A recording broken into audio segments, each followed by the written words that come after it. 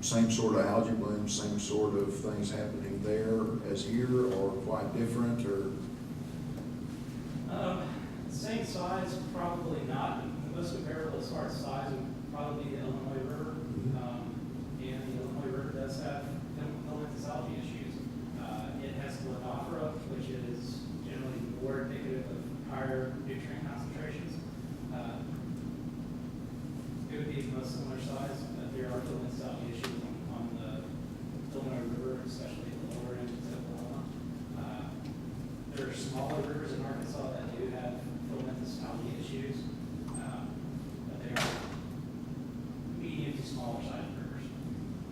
So are you seeing similar things happening with those as it relates to Buffalo? Are the same things going on there that we see depending on the wet years and dry years and all those? Honestly, Director Holland, I mean, I can't answer that in full detail just because there's a lot of information that goes into that. Land use, hydrology, like I said. I will say that they are as equally repetitive in nature. The extent, it's difficult to say because it's just one or two sites that we observe while we're in the field, so it's difficult to truly answer that. Okay, thank you. Are there other questions? Over here, Dr. Smith. What are the roles of these two species of algae in the ecology of the river? What feeds on these algae? What normally how do they fit into the overall ecology of the river? That's a really good question.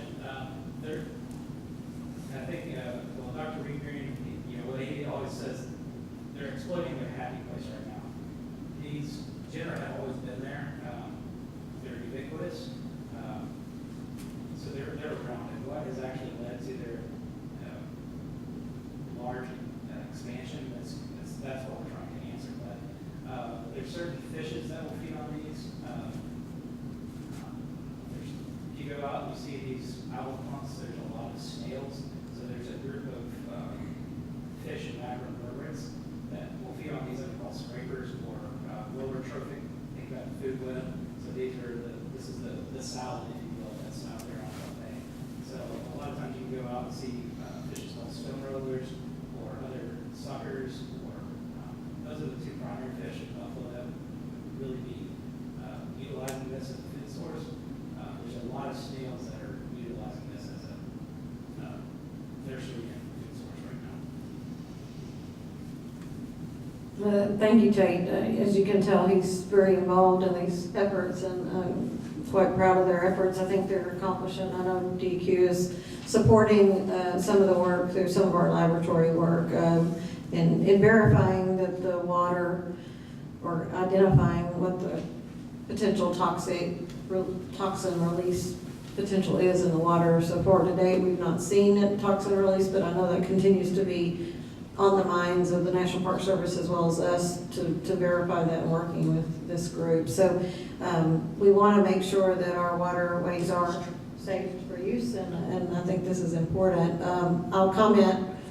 I know Tate and I had communications. I attended a meeting with the EPA Office of Research and Development in Ada, Oklahoma last week, and we were talking broadly across the country about the work they're doing. And as you know, the red tide in Florida, there's several harmful algal bloom outbreaks. I know the Ohio River, or the drinking water supply was at risk last year, I believe, or in the previous year where EPA supported. So their scientists have also indicated they are willing to work with us on making sure that they can help us inform our protocols and how we're addressing this here at the state level. So looks like we'll be reaching out for some conversations with them in early September. I've gotten a recommendation of some scientists that would be available to the team, so we'll forward that out to the entire team. Just wanted to again thank Tate and our Office of Water Quality for their continued interest and research on this. As they look at a lot of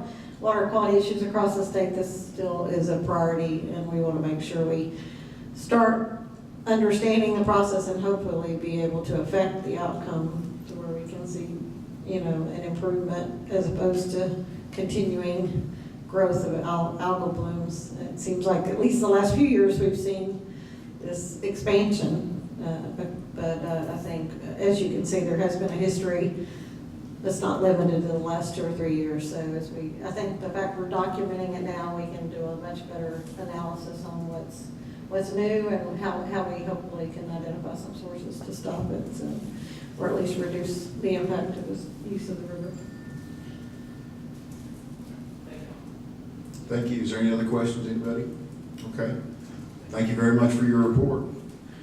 And that brings us to the wrap-up and conclusions, and I think that Director Keough mentioned something earlier that I think we need to discuss a little bit more, and that is letting the executive subcommittee get to work on some possible actions and some things. And I think all of us need to leave here thinking about what we've been doing the last almost 2 years. Has it been that long?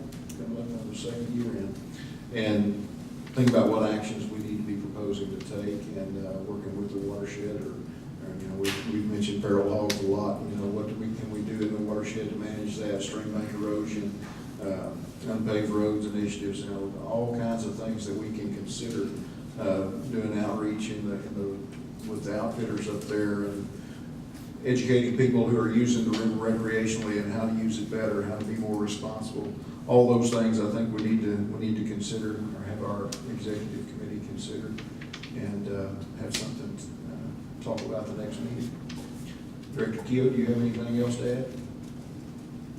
I just think it's very important we have a roadmap of where we're headed, and I think this, you know, it's at least, if not annual priorities, some kind of cycle of priorities where we assess, you know, what we think is important to accomplish first. And obviously, perhaps after hearing the excellent presentations, the stand-up of these type of efforts, not only the research and focus of multi-agency work, but also the role that stakeholders and others and nonprofits can play in the ultimate process is really important. Something I hope our executive subcommittee will consider as they establish some recommendations to us. Yeah, that was a good report. We can learn a lot from what's going on in other watersheds across the state, the successes, what they've done right, and they've obviously done a lot of things right in the Illinois River watershed. Is there any other new business that needs to be discussed before we adjourn? Seeing none, we are adjourned.